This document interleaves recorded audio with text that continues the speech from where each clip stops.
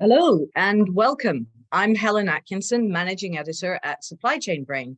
I'm excited to be moderating this webinar today, sponsored by InfoNexus. And the topic is leveraging a digital trade foundation to unlock further value.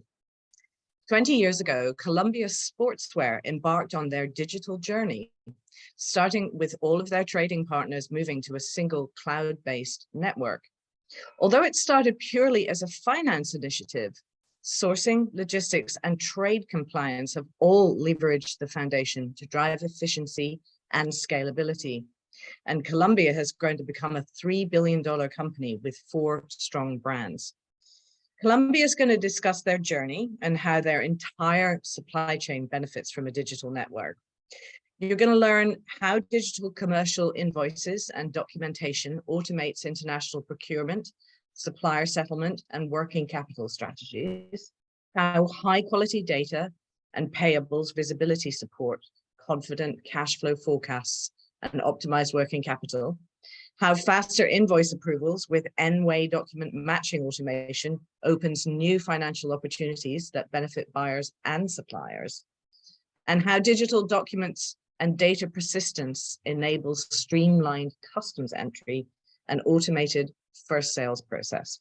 So we're going to be digging into a lot of stuff here. Let's get started. We're going to kick off with a panel discussion between Gary from InfoNexus and Katie and Mark from Columbia Sportswear. After that, we're going to move into a Q&A session with questions from you, the audience. Please submit questions at any time using the tab at the bottom of your screen somewhere. We will not be using people's titles or company names, so you can go ahead and ask whatever you like. If you don't see your question answered during the webinar, please be assured the InfoNexus team will reach out to you offline. All right, I'd like to introduce Mark from Columbia.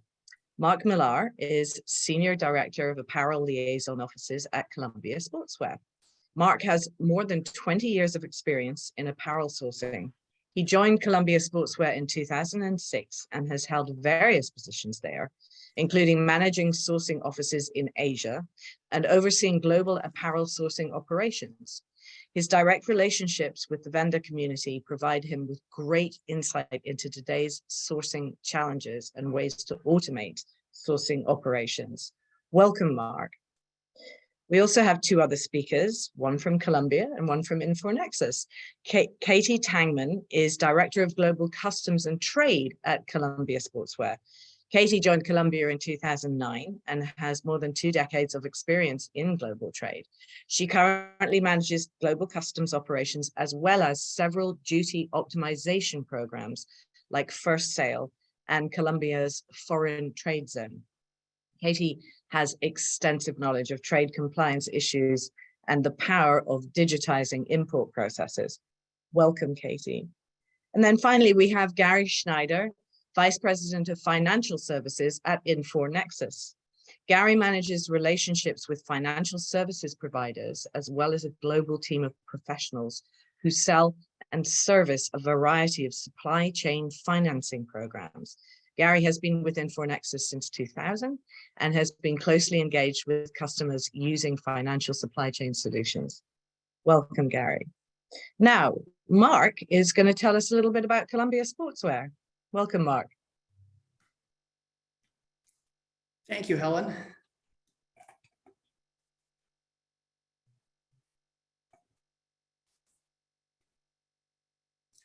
Thanks. Well, first of all, I'd just like to say thank you. I enjoyed joining this webinar. Columbia Sportswear was founded in 1938 and is a leading company, global company, producing in the outdoor and active space, producing apparel, footwear, accessories, and equipment. As Helen mentioned, Columbia Sportswear has a portfolio of 4 brands, each with a distinctive focus, connecting active people with their passions. The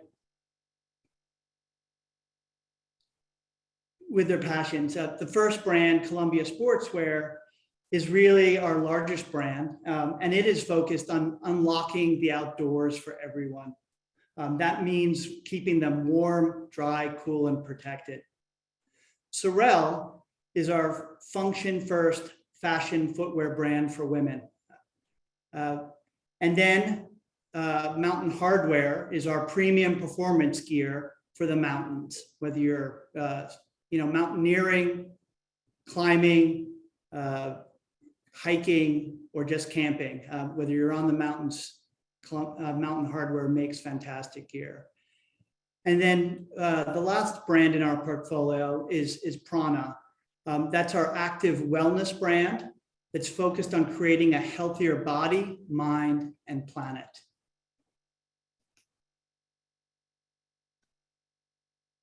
I'd like to just share a few facts about Columbia Sportswear that I can mention. First of all, we manufacture our products, and that's the end of the business that I'm involved in 12 countries around the globe. As Helen mentioned, we are now hit $3.1 billion in sales. And I'll talk a little bit more about our channels, but I would like to mention that we distribute our products in over 90 countries around the globe. And lastly, powering all of this are over 8,000 fantastic colleagues and employees to make all of this happen. So as Helen mentioned again, that our sales last year were $3.1 billion. Since we started partnering with Nexus, that net sales have tripled in that time period. So obviously a lot of growth for Columbia Sportswear, and through the first 9 months of the year, we have grown by 15%.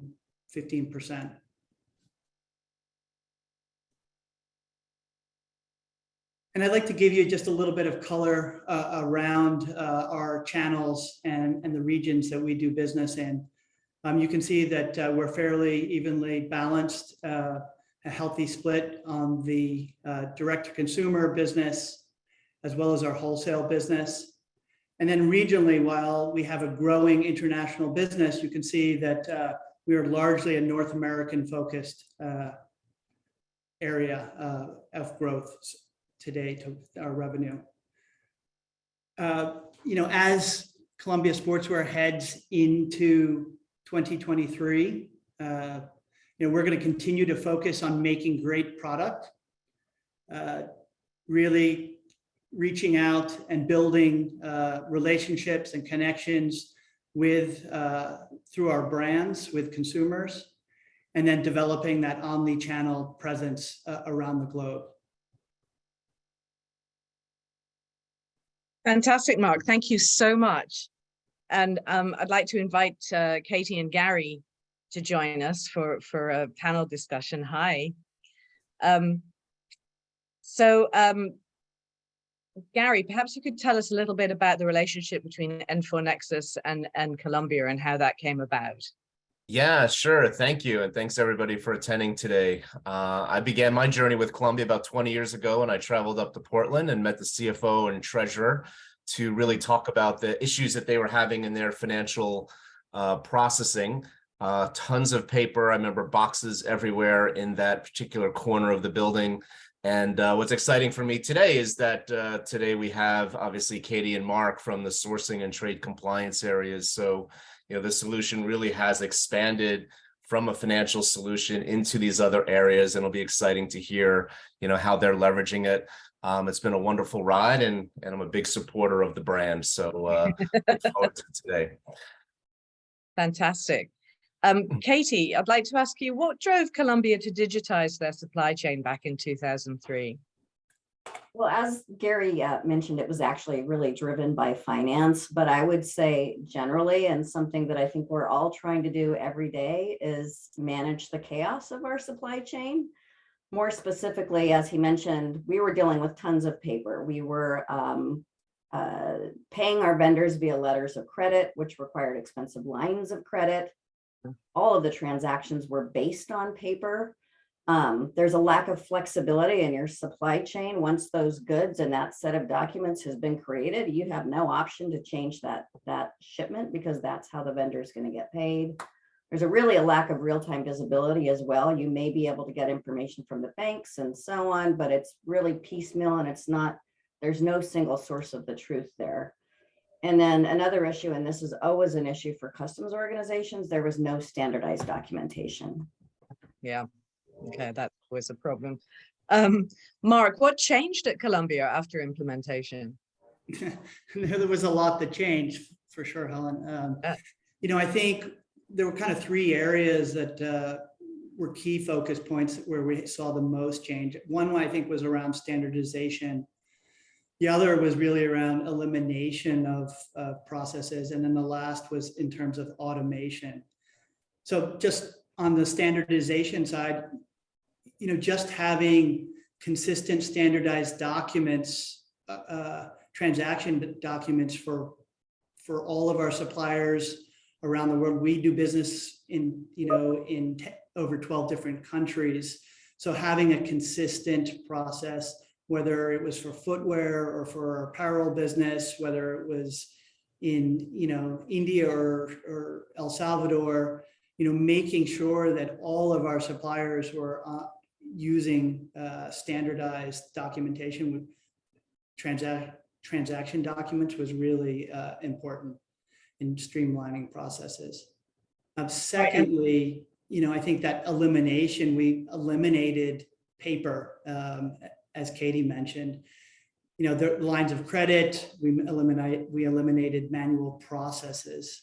And this really helped us, get end-to-end visibility from purchase orders all the way through to payments for both Columbia and for, our factory partners. So that was really critical. And at the end, I think the change that we saw was through this process automation.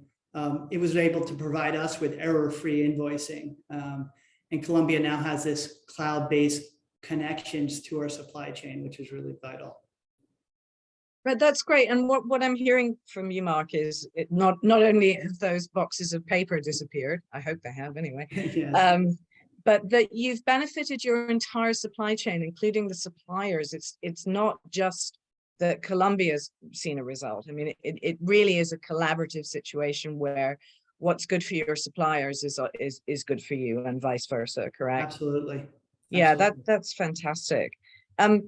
Gary, it sounds like Columbia's self-funded supply chain finance program is very successful. Can you tell us a little bit about that? Does Nexus offer funding through third parties as well?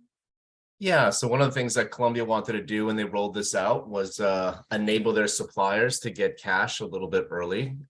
They came up with a program around self-funding and getting cash to their suppliers on an earlier basis. In addition, what we also provide is a full network of finance providers, and that's something that myself and my team works closely on. And we make sure that we've got a network of providers. So we've got not one size doesn't fit all. So we've got regional banks and global banks and factors here based in the US and factors based in Asia, and folks that cover all different regions and all different types of credit, so that ultimately when suppliers need their cash, if they can't wait till that full maturity of a purchase order or an invoice, they can go ahead and get their cash sooner rather than later. Right, and that's particularly important because I think it's still the case that depending on what country you're in, the rates charged are extremely high, and so you're sort of aggregating the credibility, as it were, and providing that risk management factor from that the network provides. Is that correct, Gary? Yeah, that's right. And really it's a matter of, from a financing perspective, the credit, Columbia's credit is very strong. So being able to have that guarantee with a financial institution or with themselves to then go ahead and pay the suppliers versus the suppliers, let's say in Vietnam or Thailand or Indonesia, having to go to their local banks to get their funding based on who they are and is creditworthy as the buyer, in this case, Columbia. So yes, we can get much better rates typically with these types of programs. That's fantastic. That works for everyone, right? Katie, so tell us, let's dig into the compliance side of things a little bit. What's changed in that area since you implemented the InfoNexus network? Excuse me. Well, a lot. I don't know how many of you are familiar, but customs organizations around the world are very archaic. We really haven't come very far from the days when ships had sails. And so essentially all these customs organizations, they rely on paper documents to tell them what are the goods that are coming into their country and what is the value of these goods. And of course, with duties and taxes, what revenue can they generate from these? So I would say even in a country like the US and, Canada and some other countries where, you are actually able to provide a digital copy of a customs declaration, it's always still backed by paper. Maybe it's a PDF copy of a document, but if there's always paper to back these transactions. So we worked with Nexus shortly after they came on board and saw the benefit of standardized documentation and thought, hey, we can make this even better for customs processes. So we enhanced the commercial invoice to add what we call a customs invoice to that document. And that actually contains customs specific data that customs organizations require to help them identify those products. So harmonized codes, special program indicators if companies are attempting to make free trade agreement claims, that sort of data. We send that all along on our purchase orders to Infor, and it actually then appears on both the physical PDF document. And I would say the biggest advantage is that in cases where our customs broker or we have another system that's able to actually receive electronic data, we're actually receiving that commercial invoice data electronically via EDI. It's going direct to those third parties, and they're able to complete these declarations without rekeying any data. It also eliminates the requirement for companies to maintain this data on spreadsheets and then try to have to manage a single version of the truth when they're passing that on to those third parties. And I guess the other thing that I would just throw out very generally is that the World Customs Organization does consider automation a best practice. And so knowing that you're utilizing a tool like this will actually instill trust in these organizations with your particular company.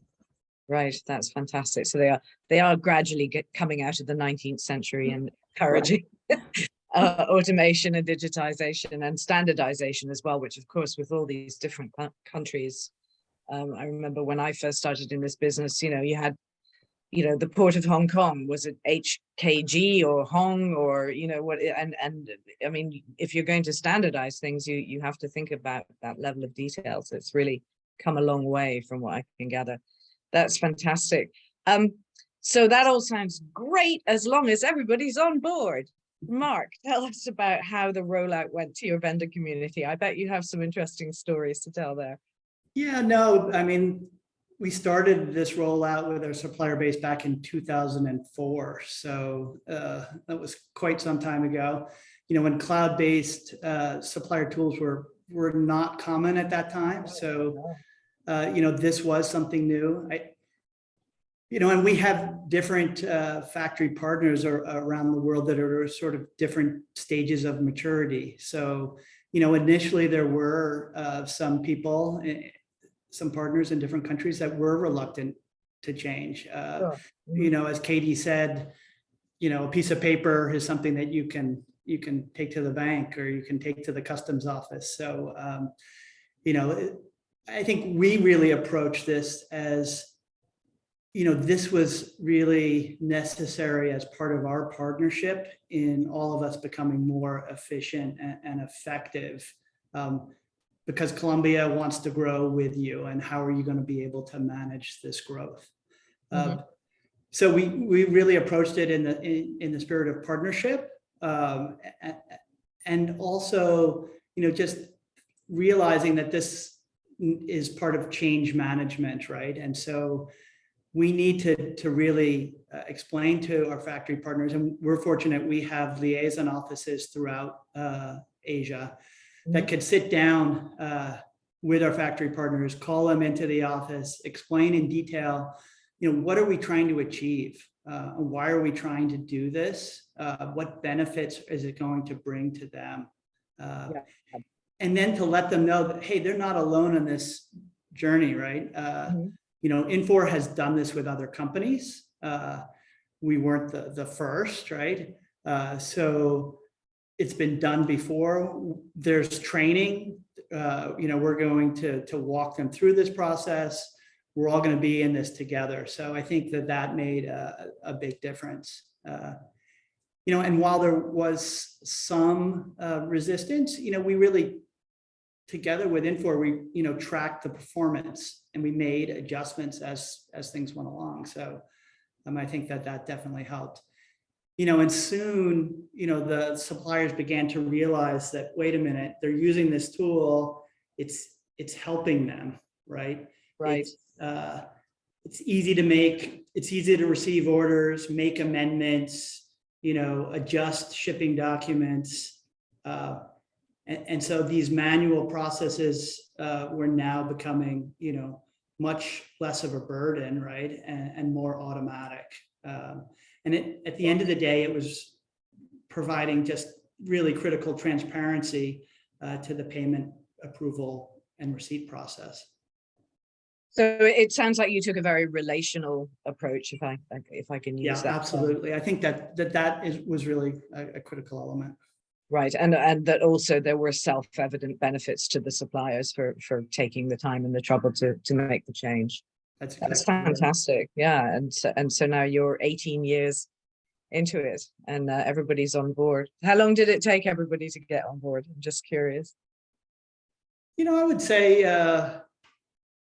within the first 6 months to a year, people are working pretty quickly, and we see the benefits pretty rapidly, for sure. That's fantastic. Wow, that's amazing.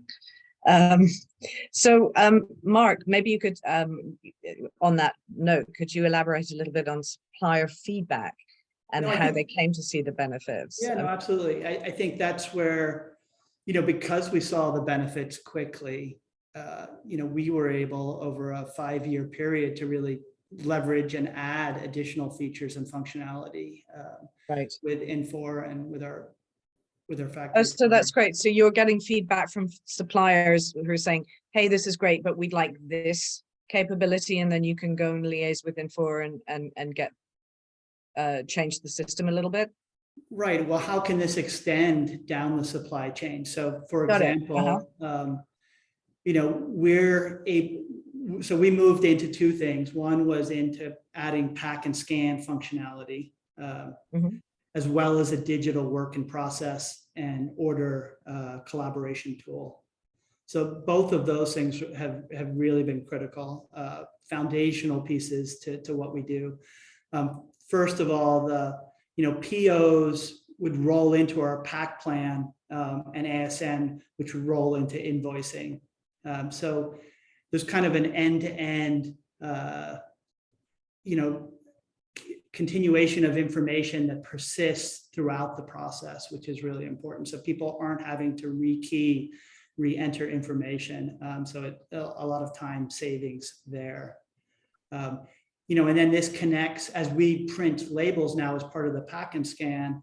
That ASN feeds into our WM in our warehouses through SAP, and completely streamlines our receiving process. So this, helps us both internally receive goods into our distribution centers, but as well as, direct ship with our largest retail customers. So that, that on that end, on kind of our, operational end to distribute the product, it's really been critical. The work and process tracking is something that I, extremely appreciate the benefits that this has provided. And, particularly as I think everybody here can relate over the pandemic, having visibility to what's happening in your supply chain. So this tracking module gives us visibility to critical production dates throughout the process of making apparel and footwear. to be able to know what's happening within the supply chain. Right. So So this if there's going to be a delay, you know about it soonest. Exactly. We Right. can anticipate, we can see that maybe materials are delayed here, so that's going to have an impact. Can we reprioritize something else? Fantastic. Excellent. Katie, I wanted to dig in a little bit to the procure to pay process. I know you've touched on that a little bit, but because that's what you first signed up for, and it was sort of the cornerstone of digitizing the supply chain. I'm really curious about if you could just explain a little bit about how it works, but then how did you leverage that to benefit the whole of the supply chain? Well, the procure to pay process is really, it's that initial product that we implemented, again, initiated by our finance group, that it allows us to send our purchase orders electronically down to the platform. The vendors then will utilize that data once they've manufactured the product and they have it ready to ship. Then they're able to start creating commercial documents such as a packing list and a commercial invoice. That commercial invoice document, PDF, data, however you want to view it, once it's been approved, that actually automatically triggers the payment to the vendor. So whether we're paying them on 30-day terms or whether they're getting an early payment discount and it's paying before that 30 days, that is locked in once the process is completed. So the vendors have that confidence. What we've done recently is we've taken that process, and Infor has built a tool to automate the first sale for export program. And I'll describe that program briefly. So first sale for export is a program that's only available in the US. But it's a really great way for companies in the US to reduce their overall duty spend here. And the way that's done is customs generally want you to pay duty based on the value that you've paid to purchase those products. It's called price paid or payable. In this case, they allow you to go to the first transaction that was actually destined for export to the US. So in the case of Columbia Sportswear, we purchase goods directly from a vendor. They purchase those goods from a factory that they assigned the manufacturer of those products to. So the vendor in this case is a middleman. And of course, the factory, if they have the right financial arrangement between the two, the factory price then should be lower on those goods than what we're actually paying the vendor. And we're actually able to pay duty then on that lower first sale transaction. So it's not as easy as it sounds. There's a lot of lift on the front end. You've got to do a fair amount of financial digging. You've got to understand they've got the right relationship. All parties need to be profitable. There's a lot. You get deep into customs valuation theory here in order to ensure that you can really legally make these claims. Sure. The challenge that we had was, although now all of our other processes had been automated, we had these commercial invoices, they were digital, the data was going to our customs broker, everything was automated. With our first sale transactions, everything was still manual. The vendors were creating a separate document. We were having to copy and paste the values from those documents into a spreadsheet for upload to another system, or our vendor or our customs broker was having to literally clicky-clack rekey values to overwrite the values that came through digitally to them. So we wanted to eliminate that process. And we were able to do that by automating. We just did that this year. We've got 100% of our first sale vendors on board. The program's been great. The other thing that I just want to throw out is that because the savings from that program are really significant, the savings from this program would actually have covered headcount. We could have continued to have people doing this keying and this very mundane work. But for me personally, I would much rather manage people that have very interesting work than manage sort of a revolving door of people who are not engaged in their work. And that's the challenge you have with this kind of work. It's very mundane, it's very repetitive, it is not high quality. So I think that's another advantage of utilizing a tool like this, is you're essentially elevating the quality of the work for your team.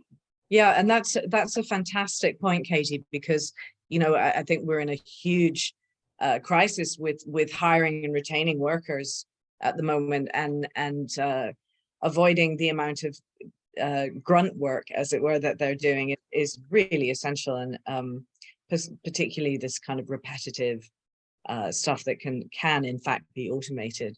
Yeah. As you say, you're able to elevate the experience of working for you and working in the customs department. That's fantastic.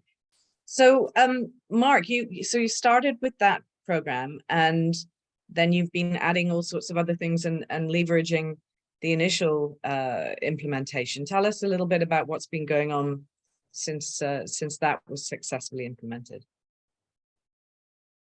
Yeah, so and as I mentioned a little bit earlier, Helen, we've been able to leverage that initial work and roll out some added benefits and features. One was that the pack plan that I mentioned earlier. Yes, right. Mm-hmm. And then the work in process. But this order collaboration, really enables us to make sure that things aren't handled manually, that the payment process is streamlined without any discrepancies. And much, I think, a key point is that much of the supply chain data lives outside of Columbia.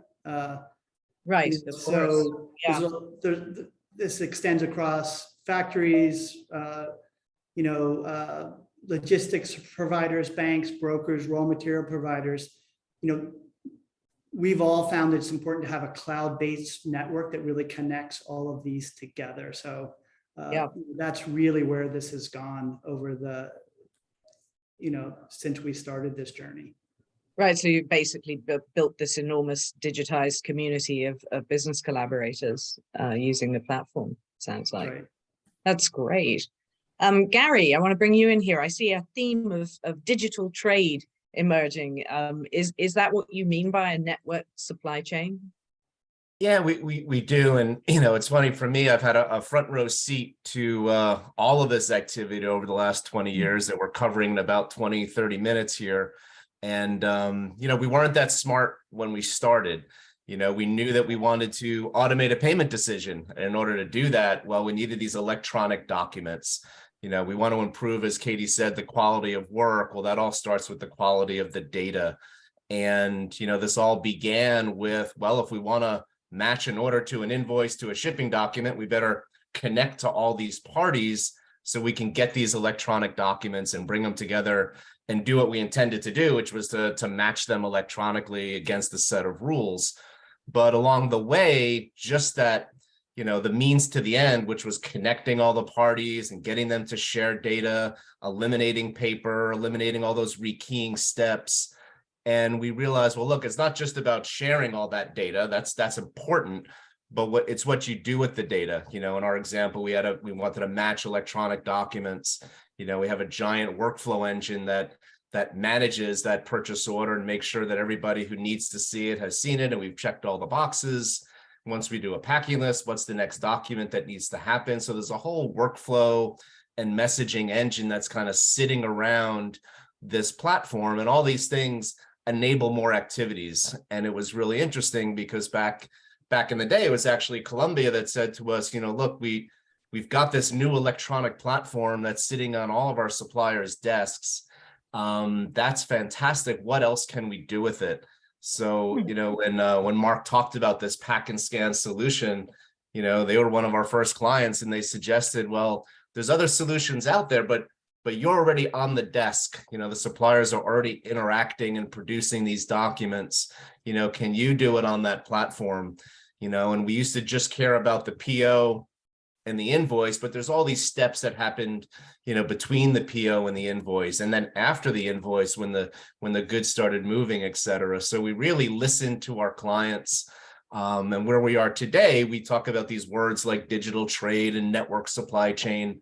They didn't exist back in the day, but it is what we have built, the supply chain execution engine that might have started in one place, but it's grown to encompass, all these different areas, trade compliance and sourcing, obviously finance and logistics. And that network supply chain is really what's critical. You don't want your suppliers and your logistics providers, everyone going into different places and having to interconnect all these different systems. And, I think we've shown, and our clients have sort of led us along that journey, of expanding those capabilities and really providing them with this network supply chain opportunity to really connect and get visibility and see everything, one single version of the truth. That's fantastic. We all want that, I think. Mark, can you talk a little bit about Columbia's goals in supply chain going forward and how InfoNexus helps support achieving those goals? Sure, happy to, Helen. I think our goals in the supply chain are really focused on supporting growth, improving service, and increasing efficiency across our supply chain. And the fact that Nexus, we have a scalable platform that can handle our growing business is really important, right? I think it helps us find, as we work with new factory partners, if they know that we have these capabilities and they can tap into this and this is easy, there's a set process, it's very established, it's end to end, that makes us a more attractive partner. Yeah, of course. So we can, build our business with new suppliers around the world. The fact, that we have a high degree of digitization here, and reports can be created and provide critical business visibility, really to everybody, right? Again, it's our factory partners as well as Columbia. Factory partners can see what's happening with their payments, their cash flow, and how they can plan their business, and vice versa for Columbia. So that's critical, and that's going to help us, better serve the customer and improve service across the supply chain. That's right. And then lastly is really just this, automation that we've all spoken about here this morning. That's critical. And Katie mentioned, and I think it's also a key point that I'd like to emphasize, is this, unlocking talent, right? We don't want people focused, and people don't want to do these jobs, highly repetitive jobs anymore. So that they can, both our internal folks, our teams in our liaison office, as well as our factory partners, can focus on more value-added work. That's really going to add to the efficiency that's important for us to maintain our cost competitiveness. That's terrific. And I think one of the things that stood out for me there was that it makes it easier for you to onboard new suppliers. And I know, especially over the last couple of years, a lot of retailers have been forced to look for alternative suppliers as all these supply chain disruptions have come into play. Has that been Columbia's experience, during the sort of crazy last 2 years, or you have a fairly steady supply chain in terms of? We do have a steady supply chain, but as you said, there have been disruptions and places where we need to pivot. But then we're continuing to grow, so we're looking for new partners in new locations as supply chains shift. So no, definitely a key aspect. I think a lot of people in the audience will be interested to hear, establishing a relationship with a new supplier becomes easier when you have this level of automation and digitization. That's fantastic. Okay, well, thank you to Gary, Katie, and Mark. This is all really great, and I love the way we're digging into it. And it's always great to hear from a company that's using logistics technology and finance technology to every day to improve business results and also to work with their suppliers and benefit their suppliers. We're going to move into a Q&A session now with questions from the audience. Once again, please submit your questions using the tab at the bottom of your screen, and we will not be using people's titles or company names, so you should go ahead and ask what you would like. If you don't see your question answered during the webinar, please be assured InfoNexus will reach out to you offline. So let me see, we have some interesting questions coming in here. So, this is something I really wanted to touch on. How has this automation helped your sanctions screening and upcoming UFLPA with suppliers and vendors? I guess, Katie, that's probably one for you. Sure. Well, I would say indirectly, and the reason for that is that we don't have within the tool, right? There is no sanctions screening functionality within the tool, or we'll start with sanctions and then I'll touch on the upper par forced labor concern there. So, but what it has done for us, and I think what any automation process does for you is automation is sort of an exacting master, and that it sort of forces you to go back and make sure that you've got things right, whether it's in your ERP, your business processes, and so on. So, right. So it forces you into this, making sure that everything's clean and accurate. And so I think where that's probably helped us is we've, ensured that name and address information, that information that we would be screening is correct in the system of record, which would be our ERP. Then we utilize a third party, software to run those parties through for the sanctions screening. I think from the forced labor and UFLPA, I think it's also sort of helped us with our visibility into our supply chain, where we've got tier 1, tier 2. Again, we manage that information. We've got pretty good visibility. Again, it's really unrelated. And so I think, like everybody else in terms of the forced labor situation today, there's a lot of new stuff coming on board, a lot of different tools. There's a lot of different companies coming up with solutions. So we are, as a company, utilizing currently one of those other solutions, but I expect to see a lot of change in that area over the next 5 to 10 years, right? Because it's all pretty new. So I think that's still that's in the early adopter stage right now. Right, sure. And I don't know if you saw the New York Times ran a story yesterday about a report that came out showing that pretty much every automaker in the world is using products that are forced labor in the Uyghur Uyghur community in China. So it's certainly an ongoing issue. But it sounds to me what you're saying, Katie, is that basically you're a lot more buttoned up in general with your information, so you really do know where you're going and where you're getting it from, and so it's about transparency as well as visibility. Fantastic. But let's talk about visibility a little bit. I have a question here. This is for Gary. Gary, how have you seen your clients handle recent supply chain interruptions differently with the Nexus solution in place? Sure, thanks. When you're standing in the dark, it's hard to make a decision. And, when the lights come on and you could look around the room and actually see, where your shipments are, what's been shipped, where's your purchase orders, what payments are outstanding, you get much better visibility, and then you can make much better decisions. And I think that's really where the Nexus solutions brings value, with all the different incidents of port closures and slowdowns and earthquakes and other global disruptions that we've all seen, and obviously pandemics. As these disruptions occur, knowing where things are in a real-time basis is super important. You can't wait for that Monday morning spreadsheet. You need to know, okay, it's Wednesday afternoon, this event occurred. Where is my stuff? We always like to say we answer 2 questions: where's my stuff and where's my cash?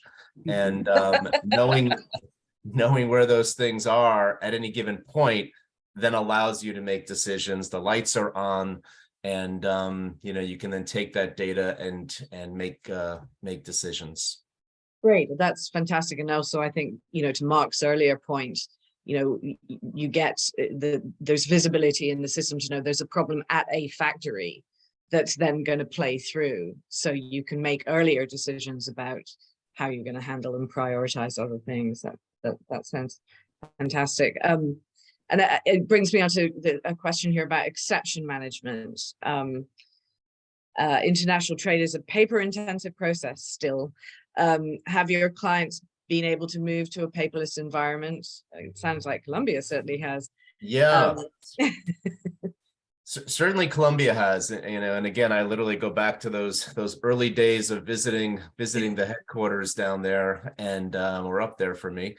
But boxes and boxes of papers and letters of credit, and the boxes would be noted of this is the spring 2003 orders, and just paper everywhere.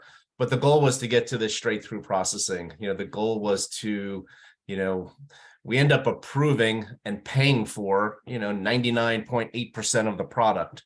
So why do I have to look at 100% of the documents to make this decision when ultimately we all know we're going to pay for it? Now things may arrive damaged and things may arrive late, and there might be some penalties or chargebacks and adjustments that all get handled in the process. But getting those decisions, and that's where this compliance engine that makes those payment decisions has this big tuning knob that sits on it. And our clients, once they go live, they figure out, well, at the end of the day, if I'm always going to approve it, well, maybe I should expand the window. Maybe it's okay if it ships 2 days early and 3 days late, and we give them a 5-day window. Or it's okay if they ship 97% of items ordered, and that way it doesn't come up as a discrepancy with every single line item. And that tuning it by supplier or by region or by product code, really allows our clients to get to these 97, 98% straight through processing. And in the case of Columbia, where they've grown 3 to 4 times what they were when they started, they still have those 2.5 FTE that were managing payables, back in the day. And, Wow. and that's an incredible Amazing. growth story. And it's about scalability, and it's about those people having better work, right? They're not, there's not 50 of them just matching documents. There's still that 2 of them that are making decisions about critical, the true exceptions and what they should do next. Yeah. So that's really interesting. It allows you to identify true exceptions rather than the alarm bells constantly going off for no real reason, or one that doesn't work from a business point of view. That's really great. So let's talk a little bit about the supplier point of view. Suppliers are often struggling to get their cash as soon as they can. I know we've talked about this a little bit, but how does this solution help them get working capital? So, it does a couple things. One of the interesting things right out of the gate was just the predictability of knowing when their cash is going to come, and not, they submit documents and then they get cash, or money arrives in the bank account. I mean, that was sort of the old way, and maybe in some cases it might even still be what's happening in some of the folks that are listening today. But and then at that point this cash arrives, and it's like, okay, which invoices did that cover and what adjustments were against those invoices? So it's really difficult to know what arrived, but even more importantly, know what to predict. And in the case of Columbia, those suppliers are submitting their documents, and once those shipping documents come in and the match occurs, we get to this straight through processing. So within days, or certainly within a week of that invoice going in, they know exactly which date the cash is going to arrive. And then they can make a decision if they need cash sooner. But just that predictability alone, is a big working capital improvement. The ability to get cash earlier, whether it's after that invoice has been approved, or maybe they need some cash, to go out and buy raw materials. Yeah. So how do you inject cash earlier? Folks often think of supply chain financing happening at the time of the approved invoice, but really there's a whole supply chain, and the supply chain could need cash. Again, when the purchase orders are first coming in, I need some cash, maybe 40% of the value of the order I need to go buy some raw materials. And we have providers that will look at those suppliers, provide that cash. They know ultimately, and that's where things are going towards, is that predictability of cash. Columbia's been a client for almost 20 years. Their suppliers, many of them are the same, very consistent flow. And we know that supplier XYZ is they get orders on this date, they start a shipment on this date, they produce documents on this date. Mhm. they get approved, and they ultimately get their cash. And that visibility to that stream is where financial institutions are starting to look at and say, well, maybe that predictability of that order into cash is something that I could use in a way to offer some pre-shipment financing. And Yeah. those are the kind of conversations that we're having more so today than maybe we were having, 5-10 years ago, is now Oh, data interesting. predictability is becoming more reliable.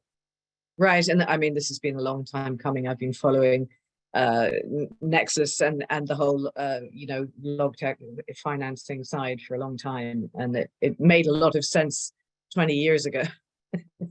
I'm glad people are adopting it. And Gary, let me just ask you on that note, with the predictability of payment, I mean, not necessarily for Columbia, but are you finding other clients able to offer, get longer terms because the supplier is willing to accept that with this sort of predictability and the certainty that they will get paid? Yeah, it sort of all goes hand in hand, and I think that goes back to supplier relationships, and it goes back to, overall treasury and working capital strategy and the direction that a different company may want to take. Some of our clients and have not changed terms because they want to remain a valued buyer. Some of them have extended terms, but made sure that there's really good financing programs that are available. And so I think it's a little bit of a balancing act between the buyers and sellers, and everybody has different variables that they need to use. And our role here is just to make sure that there's different providers available to help kind of balance it in certain cases. Great. And also to enhance the amount of predictability of the process. I think that sounds very, very important.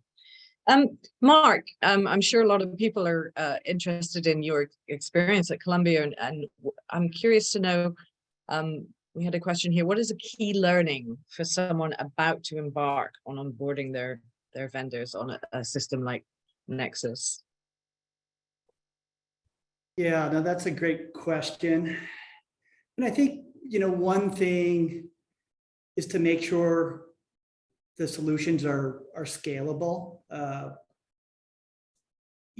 we said, we've had this evolution over the relationship with Nexus and bringing on new features and adding new benefits to how we work together. I think, if you over customize, that can kind of hold you back from making those steps. You suddenly find that you have boxed yourself in or limited and created a lot more complexity than is necessary. So that would really be one lesson, learned, and something to avoid. And then I kind of always, systems are great, but you got to go back to the people. People make these things happen. So just always emphasizing the importance of, how does this change behavior and how does it impact people?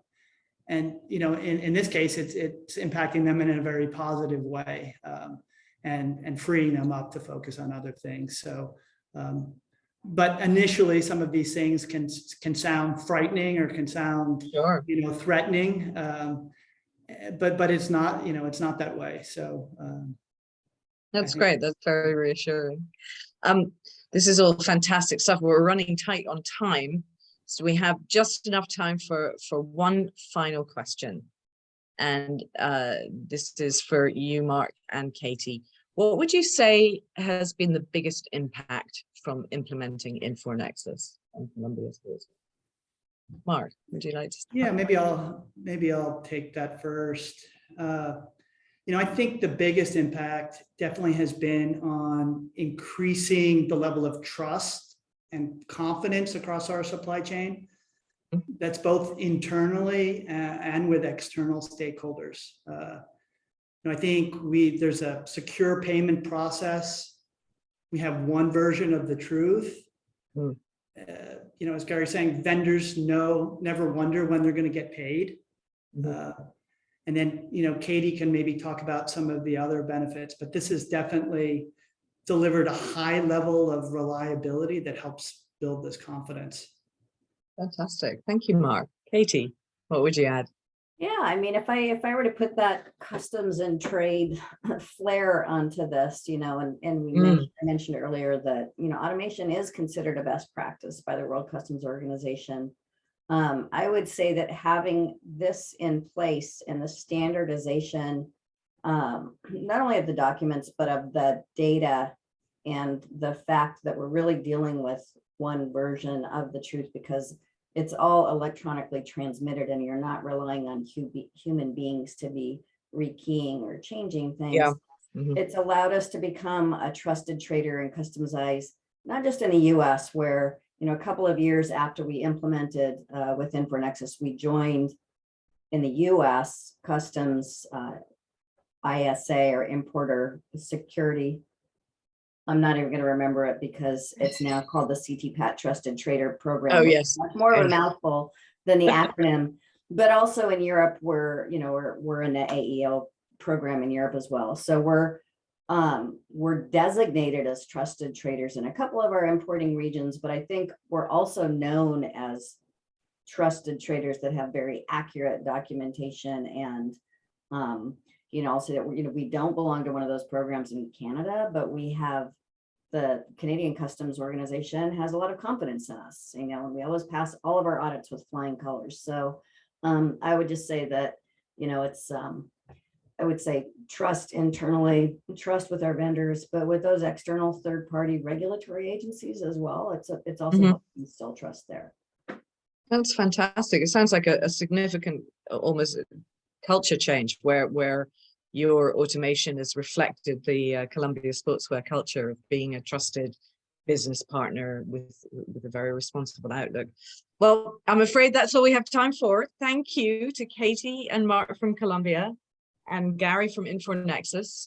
And then a special thanks to all of you for participating.